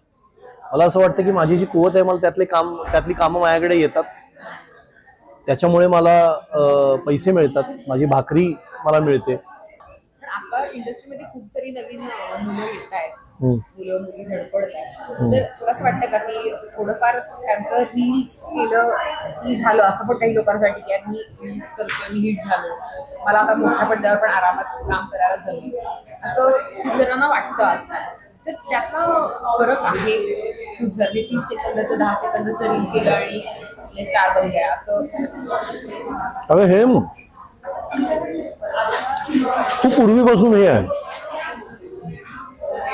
आपल्याकडे इतके चांगले अभिनेते होऊन गेलेत ना की ज्यांनी अभिनय खूप सहज असतो असं प्रेक्षकांना वाटायला लावलंय. यांच्याकडे बघून असं वाटतं की अरे अभिनय केवढा सोपा आहे. दिलीप कुमार काम करत असेल किंवा अमिताभ बच्चन काम करत असेल, धर्मेंद्र काम करत असेल किंवा नसरुद्दीन शाह काम करत असेल, इरफान काम करत असेल, वाटतं हे सोपं आहे, हे मी पण करू शकतो. त्याच्या मागे काय मेहनत आहे आणि काय टॅलेंट आहे हे माहिती नसतं. खूप जुन्या काळापासून सिनेमाच्या वेडाने वेगळं काहीतरी करत, मी नकला करतो मला सिनेमात काम द्या, मी राजकुमारची मिमिक्री करतोय म्हणून मला सिनेमात काम द्या, असं पूर्वीपासून होत आलेलं आहे. इव्हेंच्युअली कधी ना कधी तुमच्या भागधेयाप्रमाणे तुम्हाला कळतं की ही माझी जागा नाही. आताच्या काळात ही मुलं जी रील करतायत मला अतिशय कौतुक आहे त्यांचं. करू देत. रील करतायत, काहीतरी कलेच्या प्रांतातलं शोधायचा प्रयत्न करतायत, चांगल्या विचारात एंगेज राहतात, राहू देत ना. म्हणजे ते काहीतरी उगाच समाजविघातक करत फिरतील किंवा एक रील बनवायला खूप वेळ लागतो, त्यांचा तो वेळ जर अभ्यासात जाणार नसेल तर तो रील मध्ये जाऊ द्या, बाकीच्या वाईट गोष्टी काहीतरी करण्यापेक्षा. मग तर त्यासाठी मला कौतुक आहे या मुलांचं, रील करणाऱ्या मुलांचं. त्यातली जी टॅलेंटेड आहेत, ज्यांना त्यांचा मार्ग सापडतो. आता रील बनवून लाखो रुपये कमवणारी मुलं आहेत की. मग आज इन्फ्लुएन्सर जे तयार झाले, आज एक पॅरलल सेलिब्रिटी सिस्टीम आपल्याकडे चालू झाली आहे, ती चांगली आहे, येऊ देत. मग आता ते अभिनय म्हणजे असा असतो, आता तुम्हाला कळेल, सोपं नाही असं म्हणण्यात काही अर्थ नाही. माझं म्हणणं त्याचं स्वागत करूया. त्यांचं त्यांना कळेल की रील बनवणं वेगळं आणि एक सिनेमा मध्ये किंवा सिरियल मध्ये काम करणं वेगळं, त्यांचं त्यांना कळतं. ते मी दाखवून द्यायची गरज नाही. त्यांना जर मोठ्या पडद्यावर यायचं असेल तर त्यांनी काय गोष्टी केल्या पाहिजेत किंवा काय त्यांना काही सांगू शकतो? इन्स्टिंक्ट फॉलो करा. तुमचं मन तुम्हाला सांगतं तुम्ही कशात बरे आहात, कशात वाईट आहात. लोकांच्या सांगण्यावरती, लाईक्स वरती आणि व्ह्यूज वरती जाऊ नका. महत्वाचं ते आहे, कारण ते फसवे असतात. वेगळ्याच गोष्टीसाठी तुम्हाला अप्रिशिएट केलेलं असतं आणि तुम्हाला ते कळतच नाही की मला यासाठी अप्रिशिएट केलंय. तर व्ह्यूज आणि लाईक हे पॅरामीटर्स नाही आहेत, ते एक अप्रिसिएशन म्हणून घ्या, पण त्याच्यावरती ठरवायची गरज नाही. आणि तुम्हाला तुमची वाट सापडते. चांगलं साहित्य वाचणं गरजेचं आहे, चांगले सिनेमे बघणं गरजेचं आहे, चांगला कॉन्टेंट, मग तो OTT वर बघा, थिएटरला बघा, तो बघणं गरजेचं आहे. जर कलेच्या क्षेत्रात यायचं असेल तर तेवढं केलं ना तरी पुरेसं. सुशी 2-3 ठिकाणी आधी ट्राय केले. ऑनेस्टली सांगतो, इथं बसलोय म्हणून नाही, मला ही सुशी जाम आवडली. माझा एक मित्र इन्सिक्युअर होतो जेव्हा मी विनोद खन्नाचा आवाज करतो. संजय बोलटे नावाचा माझा मित्र आहे, तो विनोद खन्नाच्या आवाजासाठी प्रसिद्ध आहे. म्हणजे सुदेश भोसले त्याला म्हणतात की संजय जरा विनोद खन्ना कर रे, सुदेश भोसले त्याला म्हणतात. हे मी बघितलंय. तर मी त्याला चिडवायसाठी विनोद खन्नाचा आवाज करायला लागलो. तर त्याच्यासमोर आम्ही खूप शोज करायचो ना, तर मी त्याच्यासमोर विनोद खन्नाचा आवाज केला की तो असा चमकून माझ्याकडे लुक द्यायचा आणि स्वतःचा आवाज चेक करायचा, माझा बरा आहे ना, नाही माझा चांगला आहे, असा आमचा एक खेळ चालायचा. तर विनोद खन्ना जो सुशी बद्दल बोलेल तर काय बोलेल? आयशा, ये जो सुशी हमने आज खाई है, मुझे लगता है कि दुनिया की सबसे बेहतरीन सुशी है ये, क्या बात. और ये कला हमारे देश के बाहर नहीं जानी चाहिए. खरंच खूप छान. पण मला आणखीन एक विचारायचं होतं अशा पद्धतीने की जेव्हा तू स्वतः सेटवर जातोस, स्क्रिप्ट वगैरे हातात मिळाला, पाठांतराचा जो प्रकार असतो त्याच्यामध्ये तू कसा आहेस? म्हणजे दिसलं, बघितलं आणि पाठ झालं अशामध्ये आहेस तू, थोडस मेहनत घ्यावी लागणार आहे? काही वेळेला मेहनत घ्यावी लागते, पण माझी प्रोसेस खूप चांगली आहे. मी खूप चांगल्या लोकांकडून शिकलोय. तुम्ही अर्थ लक्षात ठेवा, त्या कॅरेक्टरचं म्हणणं काय आहे ना हे लक्षात ठेवा. मग तुम्ही शब्दात अडकून नाही बसत. तुम्ही फक्त लाईन्स पाठ करायला लागला त्याचं म्हणणं लक्षात न घेता तर गोंधळ होतात. नवीन मुलांचे बहुतेक वेळा प्रॉब्लेम हे होतात की त्यांना वाटतं की एकतर ही भाषा माझ्या ओळखीची नाही, या पद्धतीने मी बोलत नाही, आणि ते शब्दामध्ये गुंततात. मी तसं नाही करत. म्हणजे असे अनेक चांगले नट आहेत जे कॉन्टेंट बघतात, त्यातलं म्हणणं बघतात. एखादा शब्द इकडचा तिकडे झाला तर तो आपल्या मदतीला असतो, आपली भाषा जर चांगली असेल तर. माझी ही पद्धत आहे की मी त्या कॅरेक्टरचं म्हणणं बघतो, त्याच्यावरती समोरचं कॅरेक्टर काय म्हणतंय, आणखी एक पात्र काय म्हणतंय हे बघतो, मग ते लक्षात राहतं. आणि तुम्ही एक पाठी नाही, म्हणजे असं मी काही एकदा बघितलं आणि ते स्कॅन झालं असं नाही, पण 1-2-3 वेळा वाचलं. आणि आता वयाप्रमाणे पण फरक पडतो. म्हणजे मी आता ज्या वयामध्ये आहे तर माझं पहिल्यांदा अगदी 25शीत असताना जसं सारखं बघितलं 1-2 वेळा वाचलं आणि पाठवा असं नाही होत. आता मला 3 वेळा वाचायला लागेल, पण ते 3 वेळा वाचलं की माझ्या लक्षात राहतं. अहो, तो पुरावाच आहे ना. माझी मुलगीच आता बघ ना, तर तिला बघितल्यानंतर मला हे सांगावं लागतं की माझं लग्न 21व्या वर्षी झालंय, माझी मुलगी मला 22व्या वर्षी झालेली आहे, आम्ही दोघे लहानाचे एकत्र मोठे झालोय, हे मला दरवेळेला ठासून सांगावं लागतं.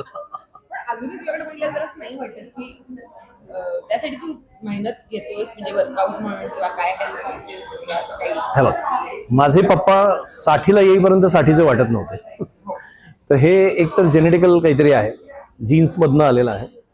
आणि मग आताच्या काळामध्ये आपण थोडेसे अवेअर असतो. म्हणजे शरीराची ठेवण अतिशय महत्वाची. म्हणजे एवढंच एक सुशी खाऊन सुद्धा जाड होणारे लोक आहेत. मी हे असे 3-4 संपवले तरी नॅचरली माझ्यावरती फार परिणाम होत नाही. आणि मग थोडीशी फार काळजी घेतो. आणि सगळं हे आई वडिलांच्याकडून आलेल्या जीन्सचा जास्त परिणाम आहे असं माझं वाटतं. आणि सगळ्यात महत्वाचं म्हणजे चांगलं वागणं आणि चांगले विचार करणं, याचा फार परिणाम होतो. म्हणजे मी निगेटिव्ह विचार कॅरी केले तर ते दिसेल. मी शक्यतो सिनेमामध्ये रमलेलो असतो, पुस्तकात आणि मित्रांच्या गप्पात रमलेलो असतो, खाण्यात रमलेलो असतो. तर फार पोल्युशन माझ्यापर्यंत मी पोचू देत नाही. कोल्हापूरमध्ये अशी कोणती गोष्ट आहे की फार मिस करतोस यार? कोल्हापूरमध्ये सुद्धा सगळं बरं झालं, असं सगळे प्रॉब्लेम झालेच नाही. आपली नदी आहे की नाही, नदीवरचा जो पूल आहे बघ, मग आपला पहिला नदीवरचा म्हणजे शिरोली क्रॉस केल्यानंतरचा जो पूल आहे, मला तो पूल माझ्या स्वप्नात येतो जेव्हा मी बाहेर असेल तेव्हा, की मी तो पार करून कधी एकदा कमानीत ना आत येतोय. हल्ली आता काही दिवसात कमान, काही वर्षात ती कमान झाली म्हणून, पण तो पूल महत्वाचा होता. जेव्हा मी पूर्वी लहानपणी कोल्हापूर पासून लांब जायचो पप्पांच्या बरोबर, आई बरोबर नाटकाच्या दौऱ्यावर, महिने आठवड्याच्या आठवडे बाहेर असायचो, तेव्हा मला त्या पुलाची ओढ लागलेली असायची की कधी एकदा तो पूल क्रॉस करून आपल्या कोल्हापुरात जातोय. तर आज सुद्धा मला तो पूल दिसतो. त्या पुलातून आत आली गाडी एकदा ना, ते रिलॅक्स वाटतं आणि वाटतं की सगळ्याचं सोल्युशन आपल्याला इथे सापडेल. तर कोल्हापूरमध्ये आणि आपली बोली, आपली भाषा फक्त कोल्हापूरचीच असं नाही, तुम्ही कुठल्याही प्रांतातले असाल, इस्लामपूर असेल, कराड असेल, सातारा असेल, नगर असेल, बीड असेल, उस्मानाबाद असेल, तुम्ही तुमच्या गावामध्ये, तुमच्या शहरामध्ये तुम्ही स्वतःला खरे सापडता. बाहेर आपण आव आणत फिरतो. इथून एकदा ह्याच्या आईला लई डोसकं दुखाले रे, लई कट्टाळा आलाय असं म्हटलं की असं वाटतं की अरे ओव्हर वाटत. मला असं वाटतं ना की त्यांना कुणीतरी सांगितलंय की हा माणूस फार पोडी आहे आणि ते असे सरसावूनच बसले. असं आहे का, ये तुला दाखवतो आता. आणि कोल्हापूरकर फुडी असतातच, त्यांना जे काही नवीन आहे ते आवडीनं खातात, रिमार्क वेगळेच देतात. असं आपल्याला इथले सगळे पदार्थ आवडले. तर एक नंबर सूप पण इतकं फॅन्टास्टिक सूप होतं. त्यामुळं आणि मी एक्सक्लुझिव्हली सांगेन की ज्यांना कोणाला उत्तम सुशी खायची आहे, व्हेज सुशी, त्यांनी बसाल्ट मध्ये यावं आणि ह्या सुशीज ट्राय करा. मला यांनी प्लॅटर दिले आज आणि हे 3-4 पद्धतीची सुशी मी खाल्ली. अनबिटेबल आहे. गप्पांबरोबर खाण्यामुळे सुद्धा पोट फुल झाले. हा, म्हणजे प्रेक्षकांच्या गप्पांमुळे आणि कदाचित बघून आपलं गप्पा म्हणजे खाऊन. तर आता ही नवी डिश खरंच काय बघूनही इतकं मस्त वाटतंय ना. मला सॉसचं नाव कळलं नाही अजून सुद्धा, काहीतरी सांबाळ सॉस असं त्यांनी सांगितलं, सांबाळ सॉस. पण ते नाव कळण्यापेक्षा आपण खाऊन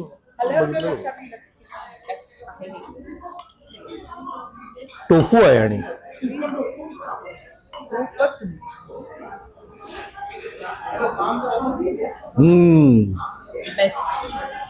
खरंच खूप सुंदर कमाल. आणि काय फ्रेश टोफू आहे. जसं वेगवेगळे रोल्स आहेत, प्रत्येक फिल्म किंवा सिरियल, नाटक काय आपण बघतो ज्यामध्ये वेगळा आपल्याला हे सगळे वेगवेगळे डिश आपल्या समोर आले आहेत, वेगवेगळ्या पद्धतीचे, असं म्हणायला काय हरकत नाही. व्हरायटी आहे. आणि मला आवडलं काय, हे हॉटेल म्हणजे सुंदर इंटिरियर तर केलेलं आहेच. या रेस्टॉरंटचं इंटिरियर आपण बघतो, इथे खूप छोट्या छोट्या गोष्टींचा विचार केलाय ना, मला ते जाम आवडलं. म्हणजे इथे पलीकडे प्लीज सगळ्या व्ह्युअर्सना आपल्या दाखवा की पलीकडे सगळ्या रेअर रेडिओचं कलेक्शन आहे. म्हणजे जुन्या काळचा जो बॉक्स रेडिओ होता त्या रेडिओ पासून ते 2-in-1 प्लेअर पर्यंत सगळं कलेक्शन इथे आहे. छोटा ट्रान्झिस्टर आहे इथे, ही मागे वीणा दिसते. इथे कोल्हापूरचं की हे कोल्हापूरच्या सगळी जी आयकॉनिक स्थळं आहेत, जी ओळख आहे कोल्हापूरची, त्याचे पेंटिंग्स इथे आहेत. इथे आपली जी सगळी भांडी आहेत, म्हणजे पितळी डबा, तांब्याचा डबा पासून ते चिनी मातीची बरणी, जुनी पितळी किसणी हे सगळं इथं आहे. मागच्या बाजूला जे एक मोठं पेंटिंग सारखं दिसतंय ते पेंटिंग नाहीये, प्लीज ते जवळून बघा. तो नाण्यांचा संग्रह आहे, म्हणजे आण्यापासून ते पैशापर्यंत 20 पैसे, 10 पैसे, 5 पैसे, जी आता कालबाह्य झालेली नाणी आहेत त्या नाण्यापासून ते बनले. तर हे एका रसिक माणसाने तयार केलेलं रेस्टॉरंट आहे, हे मी आवर्जून सांगेन. म्हणजे याच्यामध्ये कला आहे, याच्यामध्ये नॉस्टेल्जिया आहे, याच्यामध्ये आपली संस्कृती, आपली मुळं धरून ठेवण्याचा एक सोर्स आहे. तर मला त्यासाठी, म्हणजे फूड तर अमेझिंग आहेच, पण मला त्यासाठी हे जास्त आवडलं. वेळेवरनं आठवलं की फिल्म इंडस्ट्रीमध्ये असेल तर भरपूर वेळ तुम्ही काम करत असाल, सो तुझं फॅमिलीला वेळ देणं कसं काय होतं? कारण तू फिल्ममध्ये बिझी, घरात वेळ देणं ते कसं काय मॅनेज करत होतास किंवा अजूनही करतोस? हे बघ काय आहे ना, करिअर मुंबईत आहे.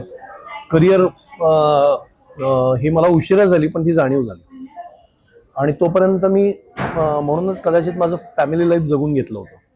मी 2007 साली मुंबईत सिरियल करायला गेलोय. त्याच्या आधीचा जो माझा सगळा काळ आहे तो मी कोल्हापुरातून काम करत काढलाय. आणि वेळात वेळ काढून तू आज आमच्यासाठी इथं आलास आणि यासाठी खूप छान जर्नी शेअर केलीस. खरंच खूप छान वाटलं. Thank you so much Ayesha. मला एकतर या रेस्टॉरंटमध्ये येऊन खूप छान वाटलंय. मी पुन्हा पुन्हा सांगितलं, तुझ्याशी बोलून मला छान वाटलंय. हल्लीच बऱ्याच माझ्या मुलाखती या निमित्तानं झाल्यात. आज त्याच्यापेक्षा थोडंसं वेगळंही मी बोललोय, त्यामुळेही मला छान वाटलंय. ओव्हरऑल आपल्या व्ह्युअर्सना या गप्पा आणि हे रेस्टॉरंट, हा ॲम्बियन्स आवडेल अशी आशा करूया. आणि थँक्यू सो मच.